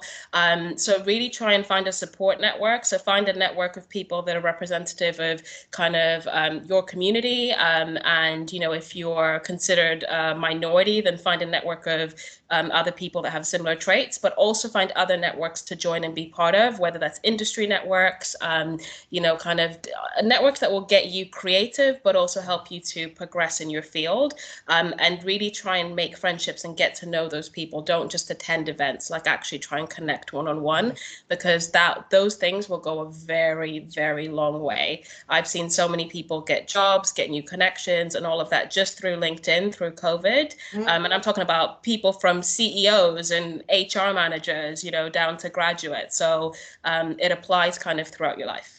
Yeah, it does. Brilliant. That's a fantastic piece of advice. Stefan, how can our students be, or even empower themselves to make that change?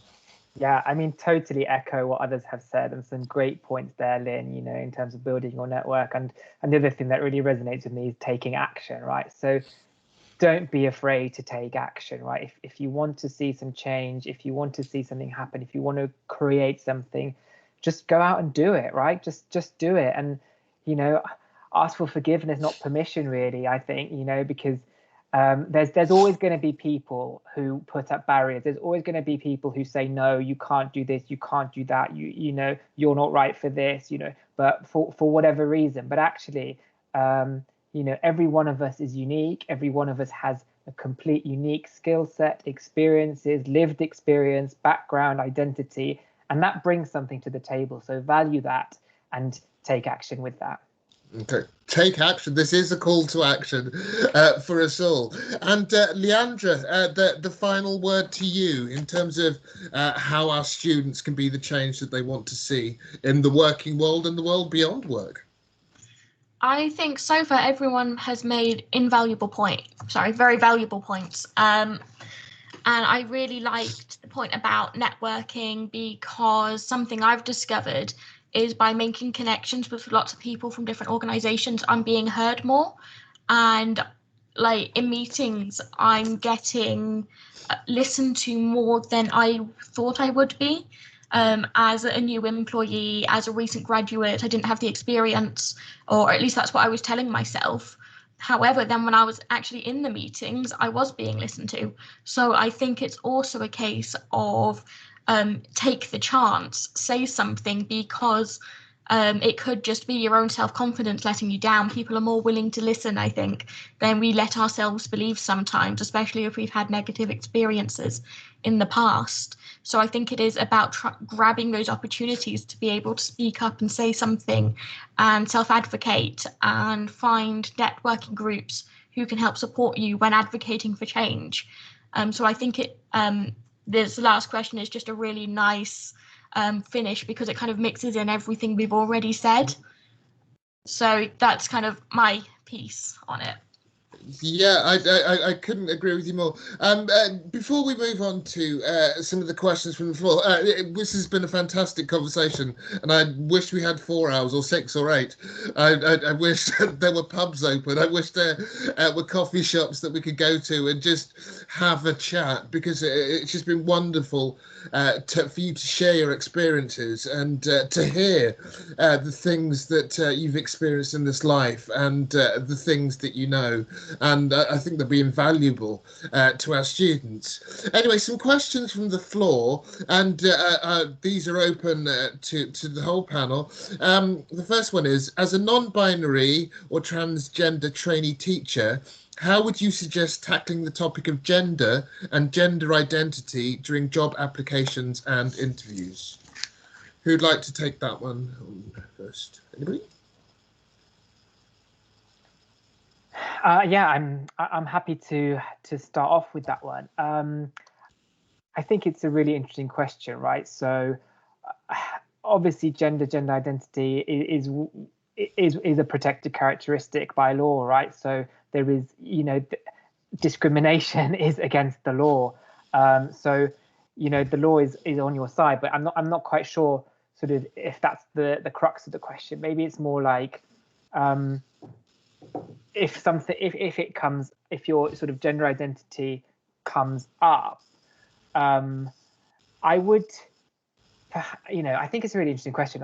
It's not lived experience that I have, but I would probably think about sort of addressing it as to how comfortable you are in that particular situation, right? Because I think a lot of the time, it's also kind of an educational piece or learning experience for the interviewer who has not necessarily been in that experience, right? So don't necessarily assume people are not on your side or not willing to understand or willing to learn and listen. So I would be sort of fairly open and transparent, and, you know, just kind of on a very human level, and in the way of dealing with that. So yeah, that would be my answer to that. Okay, brilliant, thank you. Anybody else? Just to say something about the civil service really quick. So yeah, it is a protected characteristic. It's not something that would even factor into your application at all. Again, in the interview, the way that the civil service works, you have these things called civil service competencies. You are based solely on your answers, so you'll get marked against a very rigid criteria, and that's all available online. I suppose the question is probably more about how do you present yourself, and maybe feeling a little bit uncomfortable about it. I think, you know, not lived in experience again, but just being as open about it as possible. I wouldn't hide it. Don't try and hide it. It's not something that factors in. Well, this is the civil service. Okay. Bingo. Be yourself is the answer. The next question is, being on the autistic spectrum, having difficulty expressing what I need and require is difficult. I agree with Leandra regarding having the confidence to understand what you need. With having social issues, speaking up is challenging. How can this be addressed? Leandra, possibly if I could come to you for that one. Yeah, I'd love to answer that question, actually, mainly because I'm autistic myself as well, so I do actually have that same experience. So with myself, when looking at the kind of support I needed, I did a lot of research in advance, and I tried some things out at home. So, for example, having a chair I could rock in, I found really helpful. Being able to have things on coloured paper made things less of a sensory overload for me, for example. So I did kind of lots of little trials at home, but then when it came to actually approaching people about my accessibility needs, I'd try and write it all down first, and I'd have like a small description of each thing, so that if I was struggling with communication verbally, I could then rely on another form of communication, because I had it all in front of me, that I could also provide. And this helped me tackle those times where my anxiety with communication was causing me to struggle to ask for the things I needed. Because I've been successful with this in the past, I've become a lot more confident in it. And I think that's something that can be said across the board, is that as you go through life, you can become more confident in asking for adaptations and things that you need, especially with practice. So I would highly recommend trialing things out, and not just in terms of support, but also looking at communication methods, because I hadn't realized when I was younger that writing things down and being able to text something to someone when I was overloaded actually meant that I could still communicate properly when I wasn't able to verbally communicate. So that would be my suggestions for you. Okay, that's brilliant. Thank you very much for that. I'll move on to the next question. We've got a few to go through. Are you in favour of blind recruitment? Was the general question. It's a bold question. Who'd like to take that? I can go. I think yes and no is probably the answer. I'd like us not to need to use blind recruitment, but it's proven that it does work.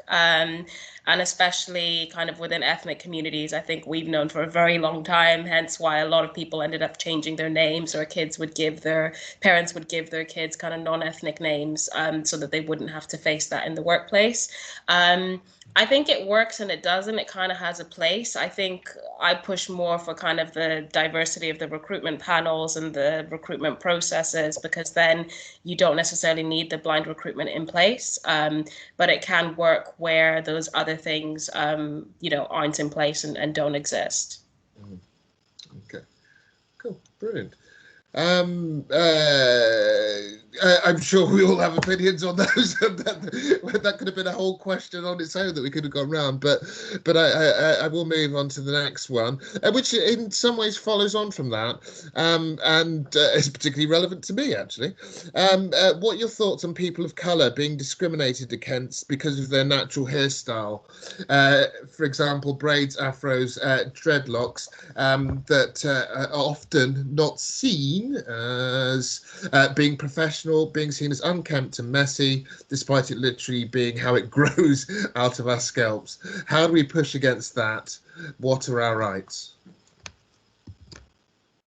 I can go again. I could probably talk about this forever. Me too.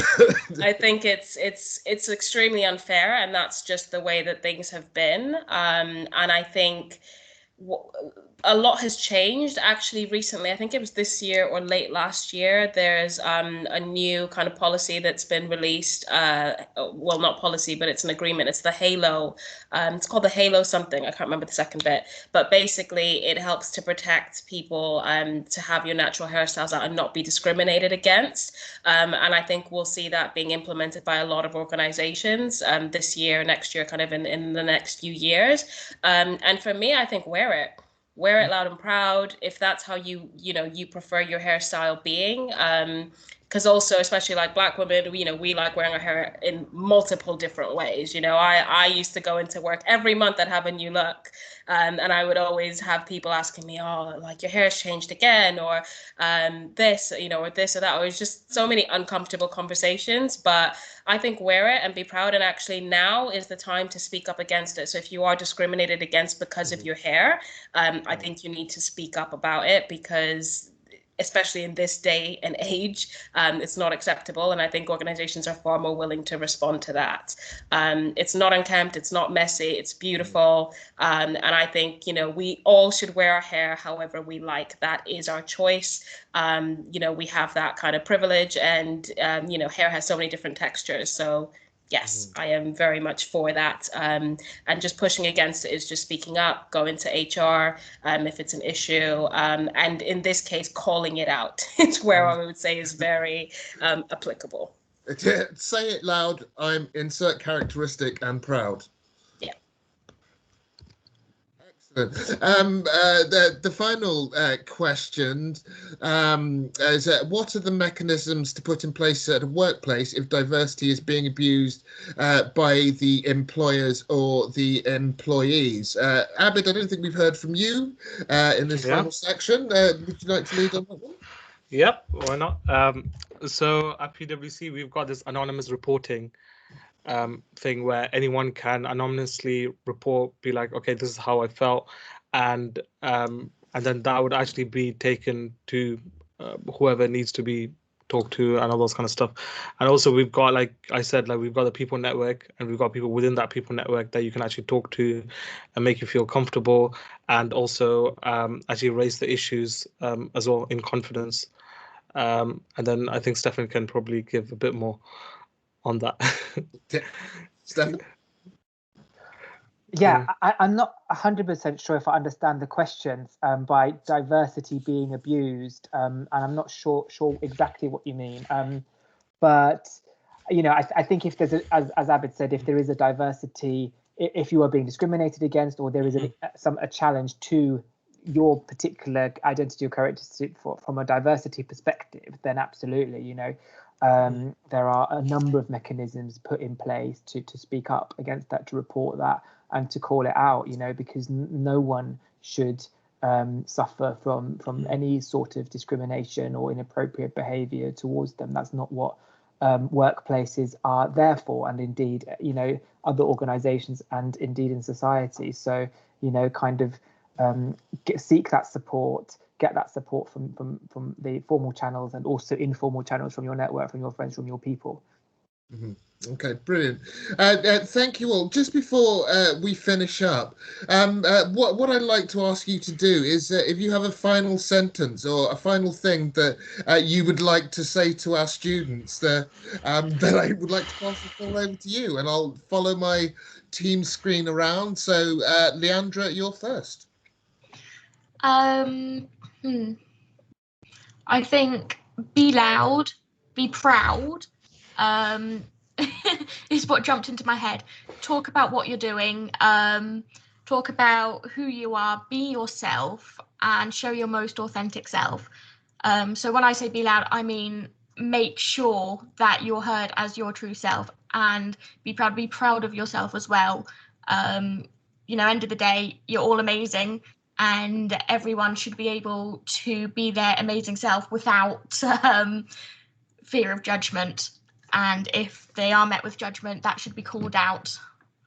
Okay, brilliant. Abid?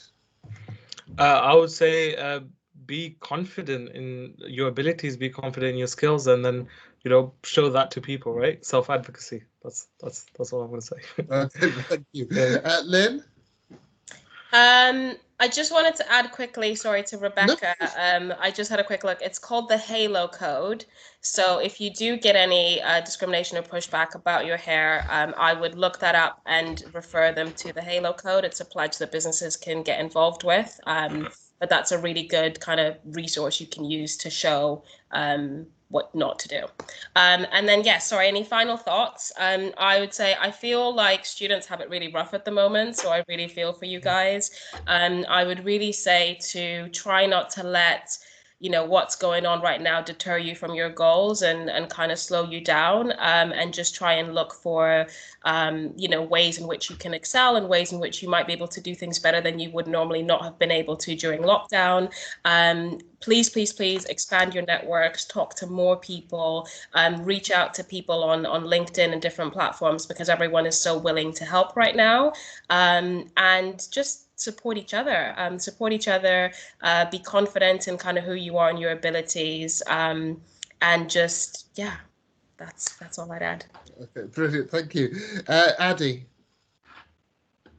Yeah, I think similarly along the same lines, it's just remember that you're not alone. People have been there, someone's been there. You can find support and help, you just have to reach out and get it. That's me. Okay, cool. Stefan? Yeah, definitely kind of echo what everyone else has said. Thanks for a great panel. Thanks for having us on the panel. And yeah, you know, like, go out into the world and feel valued, because you are valued, is what I would say to you. Yeah.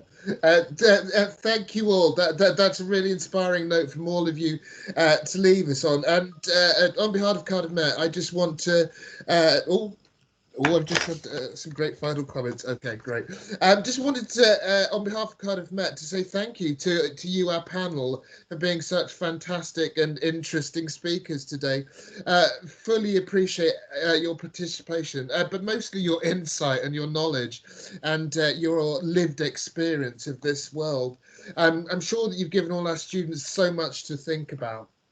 For those students still here, the employability team will be sending out a link to the recording, as well as an information pack about employers and organisations that we know are supportive, progressive, and taking measures to create more inclusive working environments.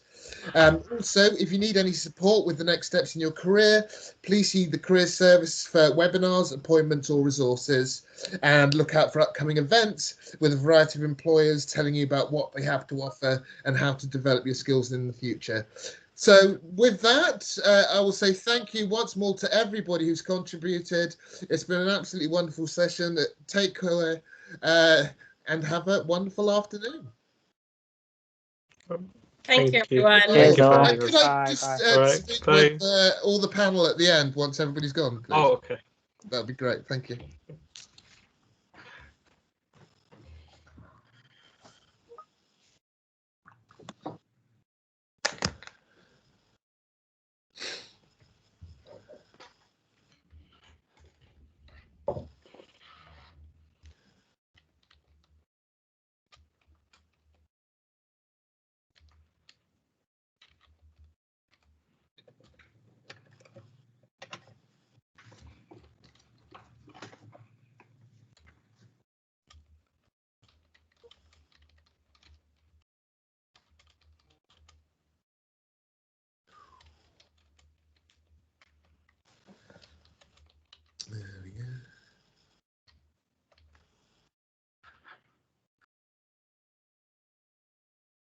There we go. I think most have gone. Just personally for me, thank you again. It was absolutely wonderful, truly inspirational to hear such wonderful, refreshing voices, and I've learned a huge amount from it, and it's been a real privilege to be part of it, to